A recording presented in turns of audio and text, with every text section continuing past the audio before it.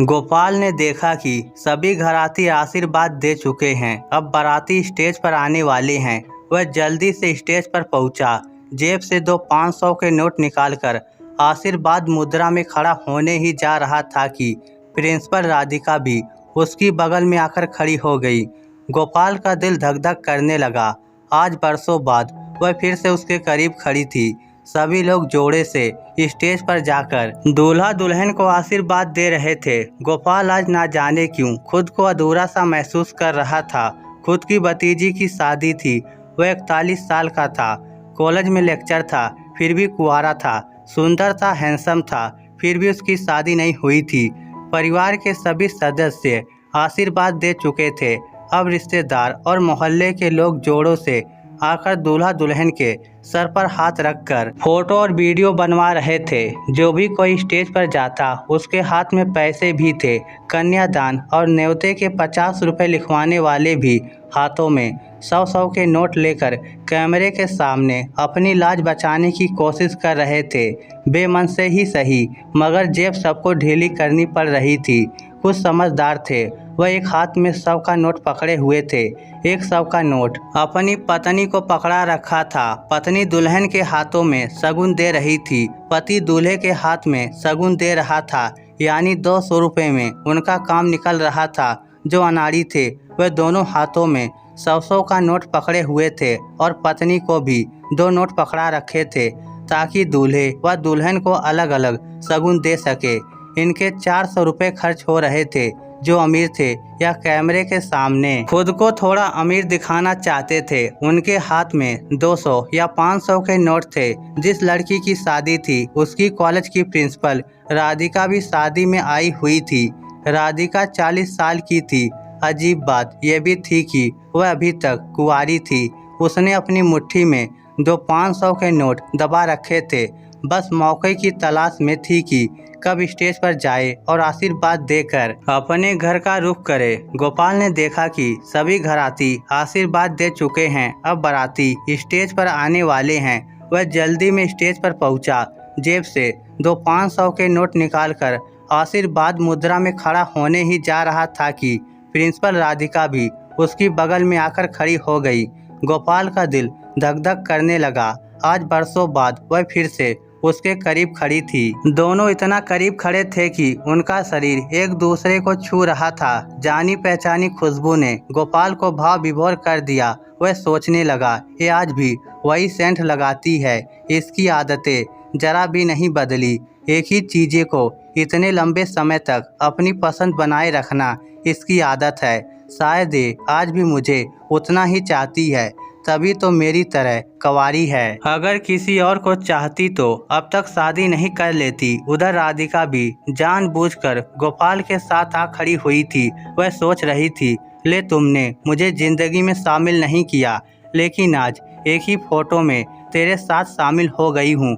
वह जानबूझकर उससे टच होकर खड़ी थी ताकि उसे करीब से महसूस कर सके, 2 पल उस एहसास को जी सके जो हकीकत बनने की बजाय एक ख्वाब बनकर रह गया था। आशीर्वाद देते समय राधिका का एक हाथ गोपाल के हाथ के ऊपर था। राधिका ने भाववेश में हाथ का वजन उसके हाथ पर बढ़ा दिया था। वह कुछ पलों को जी भर के जी लेना चाहती थी। उधर गोपाल का भी वही हाल था, मगर वह संयमित था। ऐसे मौके पर पुरुष अपने संवेगों को छुपा सकता है, मगर औरत ज्यादा भावुक होती हैं, कंट्रोल नहीं कर पाती। आशीर्वाद देकर जब दोनों स्टेज के नीचे आ रहे थे तब गोपाल ने सोचा, ये हमारी मेहमान है। उसे फॉर्मेलिटी निभाते हुए उसका हाल चाल तो पूछना ही चाहिए। ऐसे मौक़ों पर ईगो दिखाना ठीक नहीं है। गोपाल धीरे से बोला, आपने खाना खा लिया? नहीं खाया तो खा लीजिए। वह बोली, खा लिया मैंने। वह बोला, अच्छा देखा नहीं मैंने, भतीजी की शादी है ना, बिजी था, चाचाओं के पास समय कहाँ रहता है। कहते हुए वह हंस दिया। राधिका ने उसके हंसते हुए चेहरे की तरफ देखा, फिर मन ही मन सोचने लगी, आज भी हंसते हुए कितना सुंदर लगता है। कमबख्त, इसी मुस्कान ने जिंदगी खराब कर दी मेरी। इसमें इतनी ईगो और अकड़ नहीं होती तो आज हम दोनों के भी बच्चे होते। वह उसके साथ चलता चलता टेंट के आखिरी छोर तक आ गया था। वह बोली, अच्छा तो अब चलती हूँ, विदा कीजिए, बहुत लेट हो गई हूँ। गोपाल बोला, एक कॉफ़ी तो और पी लीजिए, आप इधर खाली कुर्सी पर बैठिए, मैं लेकर आता हूँ। कहता हुआ वह उसके जवाब का इंतजार किए बिना ही कॉफ़ी लेने चला गया। राधिका टेंट के कोने में खाली कुर्सी देखकर बैठ गई। वह बैठी बैठी स्टेज की तरफ देख रही थी। स्टेज पर कुंवारी लड़कियां तितलियों की तरह अनाप शनाप मेकअप लगाए हुए मंडरा रही थी। राधिका ने महसूस किया कि उन लड़कियों की उपेक्षा वह थोड़ी मोटी हो गई है। फिर उसने कल से डाइटिंग शुरू करने की सोचकर खुद के दिल को तसल्ली दी। 13 साल पहले राधिका और गोपाल एक ही कॉलेज में एक साथ लेक्चरर लगे थे। रोज मिलना और बातें करना उन्हें करीब ले आया था। पहले दोस्ती हुई, फिर दोनों को आपस में प्यार हो गया था। उनके इश्क का पूरे कॉलेज को पता था। दोनों साथ में आते थे, साथ ही वापस जाते थे। पूरे कॉलेज में राधिका अकेली महिला प्रोफेसर थी, इसलिए दूसरे कई लेक्चरर भी उसके करीब आने की कोशिश कर रहे थे। वह दोस्ताना स्वभाव की थी, सभी से हंस बोल लिया करती थी। मगर गोपाल रिजर्व टाइप का व्यक्ति था। उसे राधिका का अन्य पुरुषों से बात करना पसंद नहीं था। इस बात पर बहुत बार दोनों में बहस भी होती थी। वह कहता था, देखो यार, सबसे हाय हेलो तो ठीक है, मगर स्टाफ रूम में किसी और के साथ घंटों बैठकर बातें करना मुझे पसंद नहीं है। वह कहती थी, मैं तुम्हारी हूँ, मगर इसका मतलब ये नहीं कि मेरा कोई दोस्त भी नहीं होगा। आज़ादी पर अंकुश लगाने की कोशिश मत करो। तब गोपाल का एक ही जवाब होता था, मुझे तू पूरी चाहिए, आधी अधूरी से मेरा दिल नहीं भरता। तेरा तन और मन ही नहीं, तेरा सारा वक्त भी मेरा होना चाहिए। तू बात करे तो मेरी करे, तू सोचे तो मुझे सोचे। जैसा मैं तुम्हारे लिए समर्पित हूँ, मुझे तू भी वैसी ही चाहिए। मैं पराई औरत के पास नहीं बैठता, उससे घुलने मिलने की कोशिश नहीं करता। फिर तू क्यों करती है? फिर दोनों में मतभेद बढ़ते गए। वह उसकी बातें भी किसी के साथ बांटना नहीं चाहता था और राधिका सभी की चहेती बनी रहना चाहती थी। हालांकि राधिका के मन में कोई पाप नहीं था, वह दिल से सिर्फ उसी की थी। मगर आज़ादी में खलल उसे बंधन सा महसूस होता था।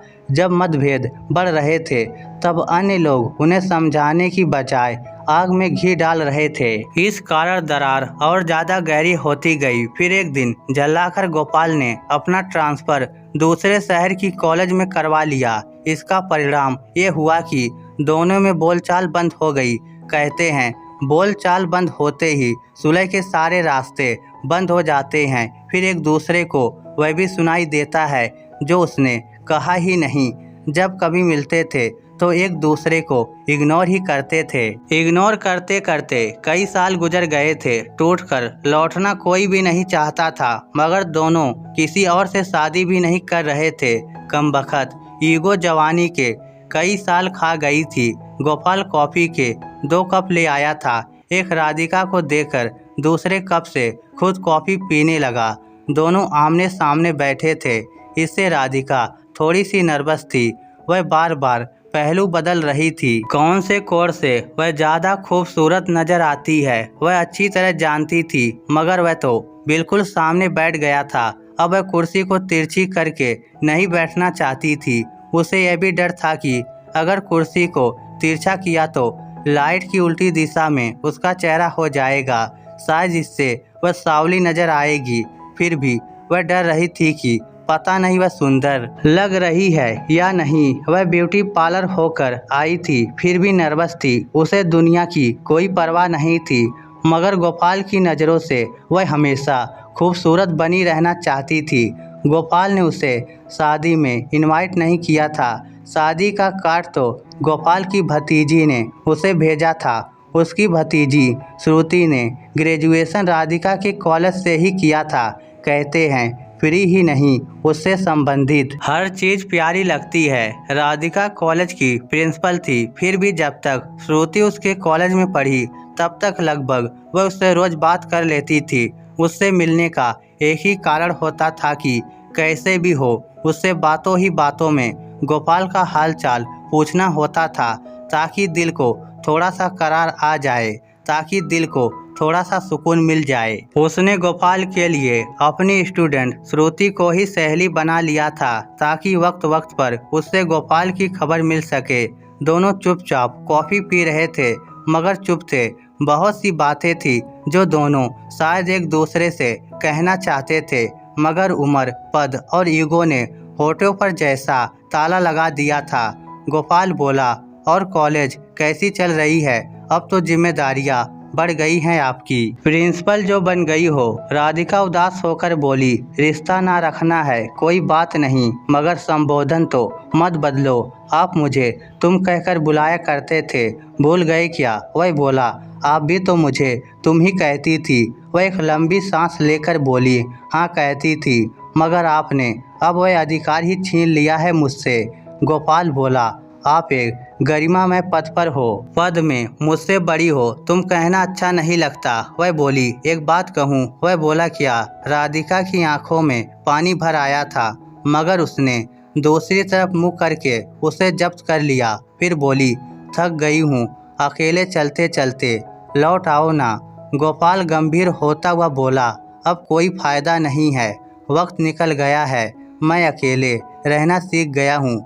राधिका के दिल को एक झटका सा लगा। वह उसके सामने टूटना नहीं चाहती थी, मगर भावुकता में दिल की बात कह बैठी थी। अब उसे पछतावा होने लगा कि उसने इस पत्थर दिल इंसान से लौट आने की रिक्वेस्ट की। वह खड़ी होती हुई बोली, चलती हूँ, बहुत देर हो गई है।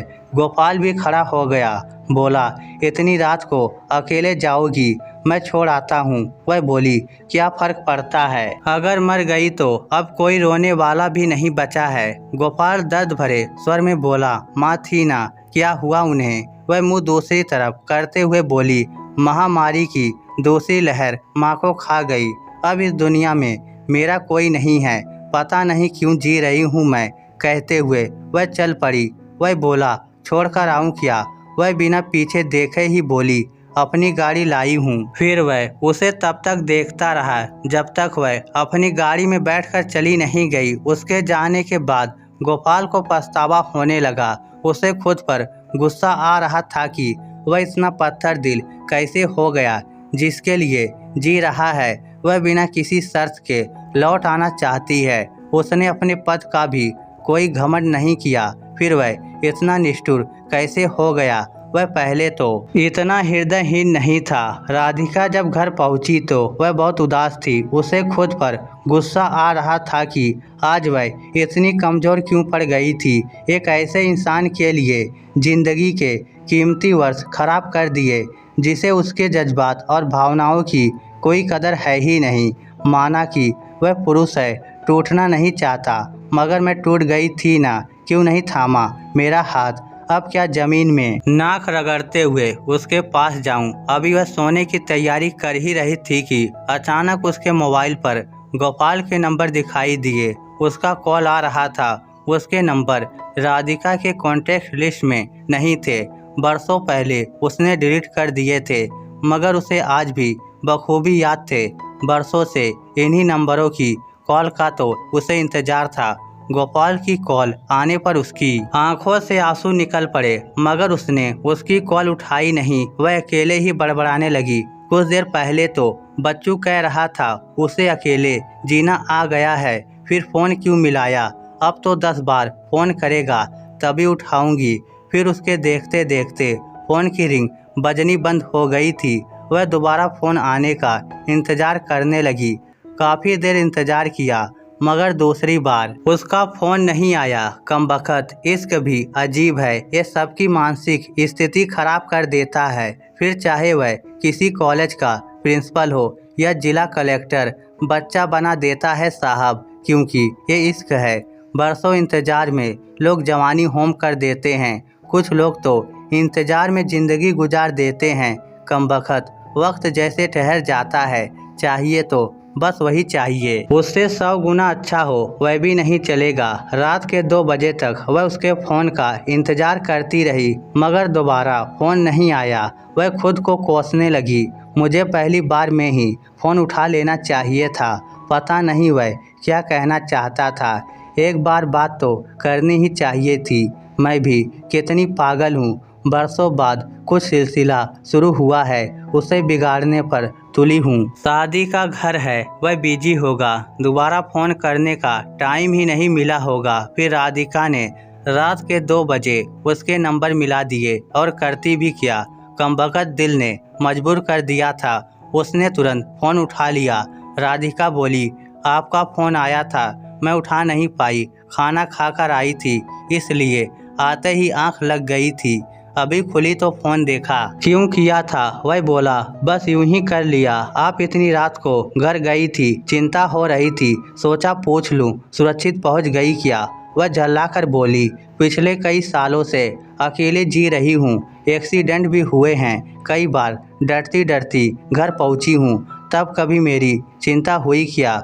उधर से खामोशी छा गई। फिर वह उदास स्वर में बोला, हाँ बहुत चिंता होती थी। तुमसे दूर रहकर भी दूर नहीं रह पाया मैं। किसी न किसी बहाने से तुम्हें देख लेता था। जब तुम कॉलेज से बाहर निकलती थी तो किसी कोने में मैं तुम्हारा दीदार करने के लिए खड़ा रहता था। तुम्हारी माँ का निधन हुआ तब भी मैं तुम्हारी माँ की अंतिम यात्रा में शामिल हुआ था। मुंह पर मास्क था, इसलिए तुम नहीं पहचान पाई। मैंने महामारी के समय तुम्हारी सलामती की रोज दुआ की थी, आज भी करता हूँ, भगवान मुझे उठा लेना, मगर उसे कुछ नहीं होना चाहिए। वह सुबकते हुए बोली, रो रहे हो? वह अपनी आवाज़ को दुरुस्त करने की कोशिश करता हुआ बोला, नहीं मुझे रोना नहीं आता। वह बोली, मुझे रोना आ रहा है, क्या तुम अभी मेरे पास आ सकते हो? मैं रोना चाहती हूँ, मुझे रोने के लिए तुम्हारा कंधा चाहिए। वह बोला, अभी आ रहा हूँ। वह कुछ पलों में ही उसके पास जा पहुँचा। फिर आधी रात को दोनों एक दूसरे के गले मिलकर रो रहे थे। दोनों ने जवानी के अहम दिन अहम में गुजार दिए थे। फिर चंद दिनों बाद ही दोनों की शादी हो गई। अब वह बचे खुचे दिनों को जीने में लग गए। दोस्तों, प्यार करने के मज़े कम दिमाग वाले लोग ही लेते हैं, ज़्यादा दिमाग वाले तो पूरी ज़िंदगी एक दूसरे को परखने में ही गुजार देते हैं। इसलिए अगर थोड़ा सा जीना है तो थोड़ा सा नीचे उतरना होगा, अपने आदर्शों से, अपनी ईगो से और अपने पद और अपनी बनावटी ज़िंदगी से भी। याद रखिए, प्यार का केमिकल हर दिल में एक जैसा ही बनता है। जो कह देते हैं उनकी ज़िंदगी के फैसले हो जाते हैं, जो छुपा लेते हैं उनकी ज़िंदगी में फासले रह जाते हैं। इस स्टोरी को लेकर आपकी क्या राय है? नीचे कमेंट करके हमें ज़रूर बताइएगा। धन्यवाद।